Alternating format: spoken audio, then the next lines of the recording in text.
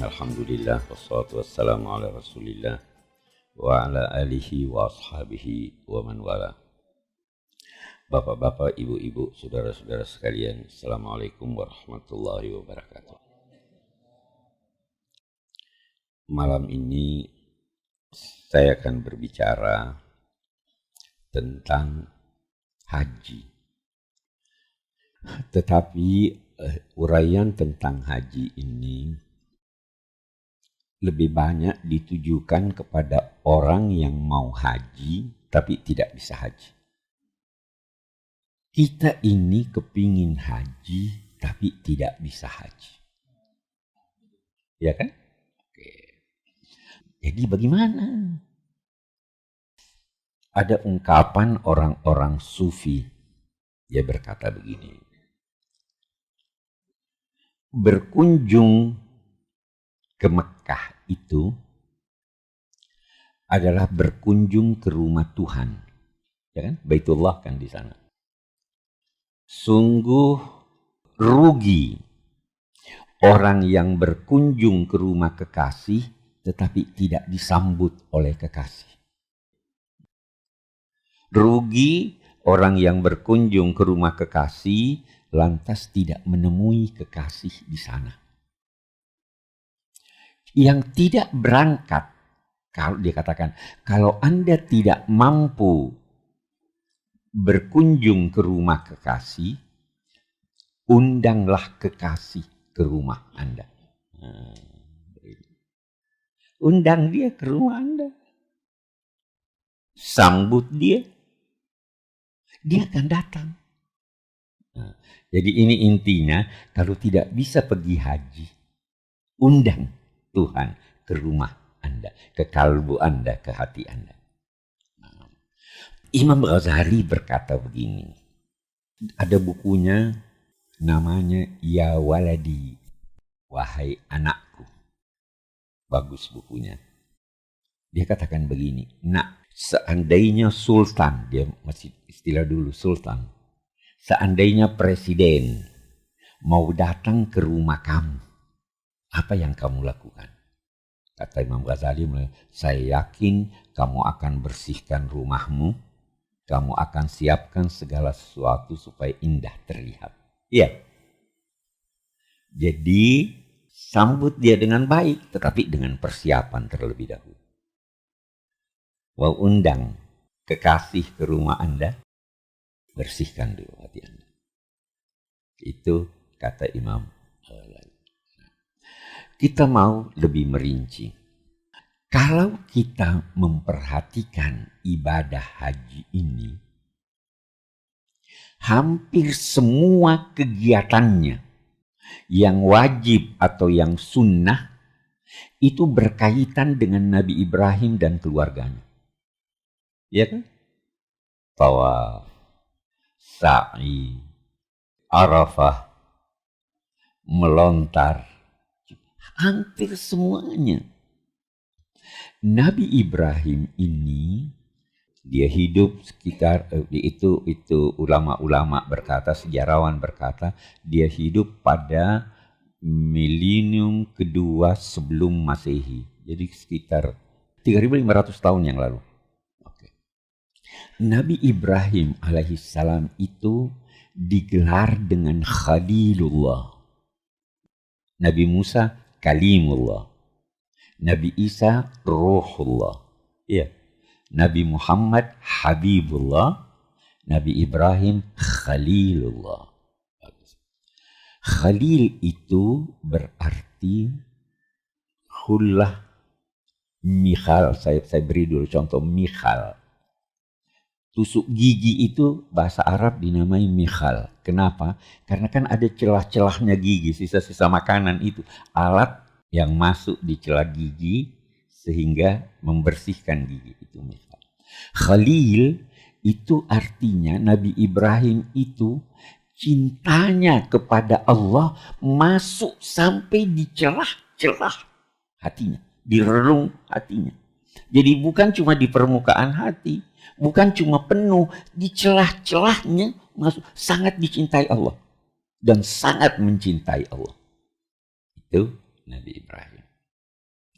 Nabi Ibrahim ini dilukiskan oleh Al-Quran dengan firman Allah, Inna Ibrahim kana ummatan.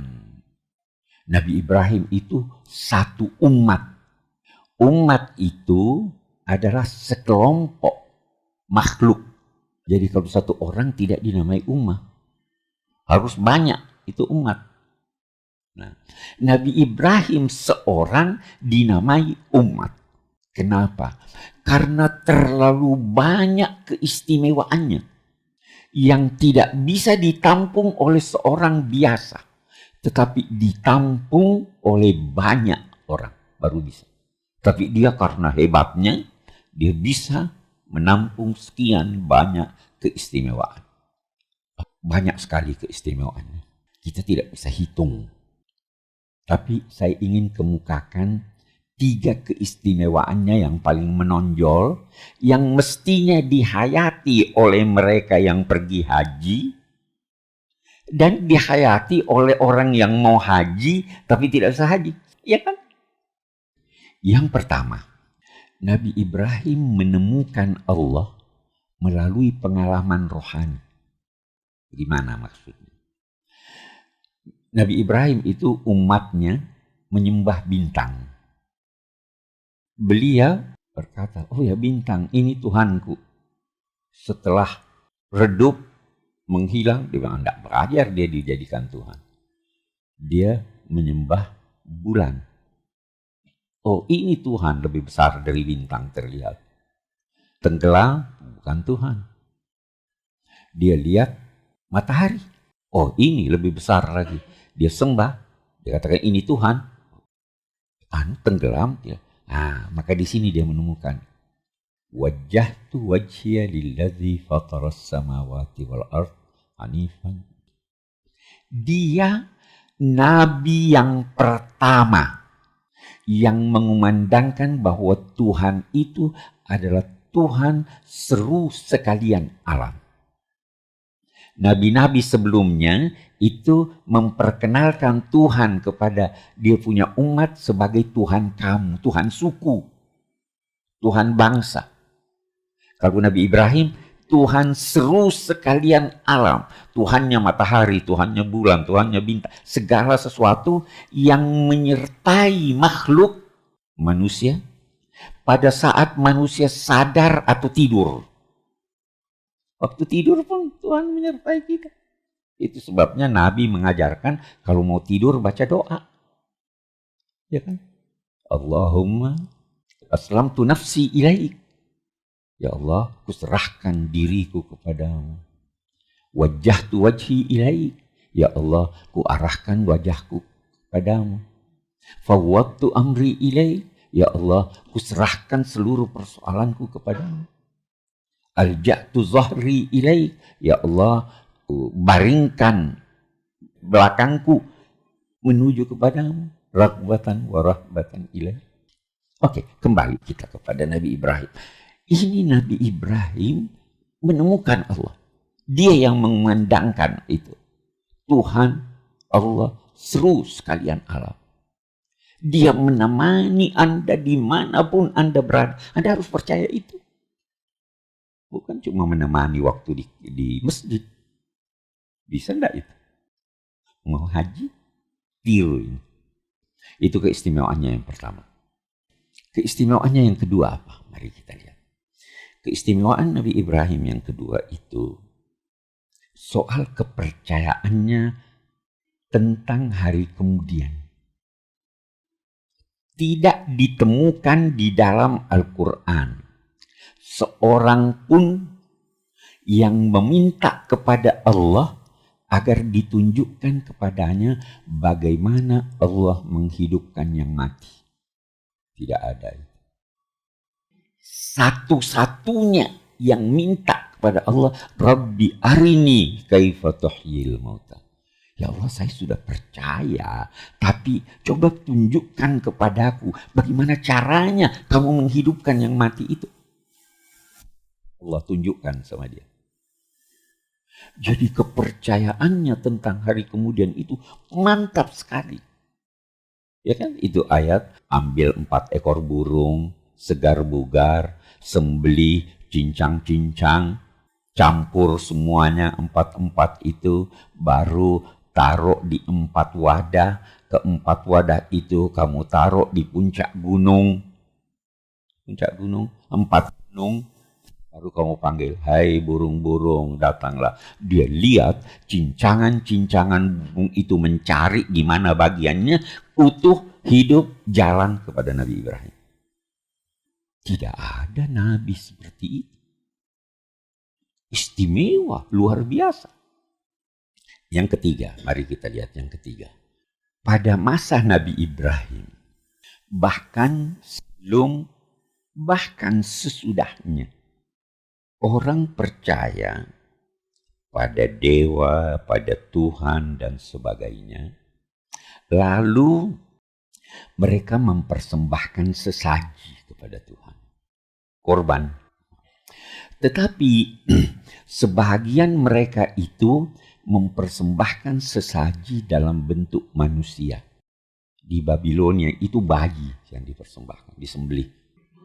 Di Meksiko, itu dalam sejarah dikatakan suku Aztec itu yang dipersembahkan kepada dewa perang itu pemuka agamanya, kiainya. Yang paling hebat serahkan. Di Mesir itu populer sampai sesudah masa Nabi. Nanti baru berakhir pada masa Sayyidina Umar. Yang dicari di Mesir gadisnya yang paling cantik. Baru dipersembahkan ke Nil supaya dia bisa ini. Nanti dalam sejarah itu dikatakan Sayyidina Umar yang mengakhiri itu dengan menulis surat ke Nil. Hai Nil, kalau kamu melimpah karena gadis tidak perlu. Tapi kalau kamu melimpah atas izin Allah dan karunia-Nya, ini sudah berhenti. Itu ceritanya begitu, wallahu alam. Yang penting kenyataan menunjukkan bahwa masa Ibrahim bahkan sesudahnya ada orang-orang yang mempersembahkan manusia sebagai korban. Nah, waktu masa Nabi Ibrahim juga sudah timbul pendapat, kesadaran bahwa sebenarnya manusia terlalu mahal untuk dipersembahkan pada Tuhan. Jadi jangan jadikan manusia sesaji. Jangan korbankan manusia untuk Tuhan. Nah, kita lihat. Allah melalui Nabi Ibrahim memberi pelajaran. Yang pertama, hai Ibrahim, keliru tuh orang-orang yang berkata bahwa manusia terlalu mahal untuk dipersembahkan pada Tuhan. Tidak. Kalau Tuhan minta apapun kamu serahkan. Maka dia suruh sembelih anaknya. Bisa dibayangkan Nabi Ibrahim itu baru dapat putranya, lama dia menunggu. Umur 90 tahun baru lahir Ismail. Dia banggakan, dia ini dan sebagainya. Harapan satu-satunya itu Ismail. Tiba-tiba disuruh bunuh. Sembelih dengan tangan. Ujian luar biasa ini kan. Boleh jadi kalau dia menolak, dia minta ganti, dia ganti yang lain. Bisa jadi ada orang berkata istri saya aja. Iya kan? Tapi Nabi Ibrahim tidak tawar. Dia tidak tawar. Dia cinta juga. Tapi tidak ada tawar. Panggil anaknya, saya mimpi menyembelih kamu. Silahkan laksanakan. Ini untuk membuktikan bahwa tidak ada yang mahal kalau Tuhan minta. Setelah dia praktekkan itu, Tuhan ganti dengan domba. Untuk menunjukkan bahwa tidak boleh manusia dijadikan sesaji. Bukan karena itu terlalu mahal, tetapi karena Allah mencintai manusia. Itu sebabnya orang bilang, kenapa ini diganti-ganti, belum selesai terus ini. Tapi tujuannya itu. Nah, jadi Nabi Ibrahim itu keistimewaannya yang ketiga ini yang kita sebutkan ini adalah sangat mengagungkan manusia, bersedia untuk mengorbankan apa saja demi karena Allah. Ini 3 keistimewaan Nabi Ibrahim. Yang paling menonjol, banyak keistimewaannya yang lain. Nabi Ibrahim itu paling senang tamu. Salah satu sifatnya. Tamu yang tidak dikenal, kita baca di Al-Quran itu. Tamu yang tidak dikenal datang. Siapa ini? Tidak kenal. Dia duduk, silahkan duduk. Menghindar dengan dia cepat-cepat pergi kepada keluarganya. Potong kambing, tidak ada tamu. Masak. Padahal dia tidak kenal. Karena sangat menghormati tamu. Itu Nabi Ibrahim. Banyaklah. Jadi kita berkata, orang yang pergi haji mestinya menghayati makna-maknanya. Kalau Anda ingin mengundang Tuhan ke rumah Anda, hayatilah nilai-nilai itu. Dari sini kemudian dalam konteks Idul Adha, baik yang pergi haji maupun yang tidak pergi haji dianjurkan untuk menyembelih kan, korban kan. Bahkan ada yang berkata korban itu wajib bagi yang mampu. Pendapat yang paling moderat berkata begini, di satu rumah tangga yang memiliki kemampuan, paling tidak di satu rumah itu ada seekor kambing yang disembelih. Tidak harus kalau kita punya anak 3, istri ini sembelih 5 kambing. Tidak harus. Paling tidak 1 ekor. Dan itu kenapa binatang itu isyarat untuk mengenyahkan, menyembelih sifat-sifat kebinatangan yang ada pada diri manusia. Kalau sudah begini, nanti kita lihat lebih jauh, tidak harus ke sana kalau tidak mampu. Tapi hayati setiap langkah, hayati setiap kegiatan ibadah haji dari segi substansinya. Itu kenanya bisa sama saja. Haji juga itu.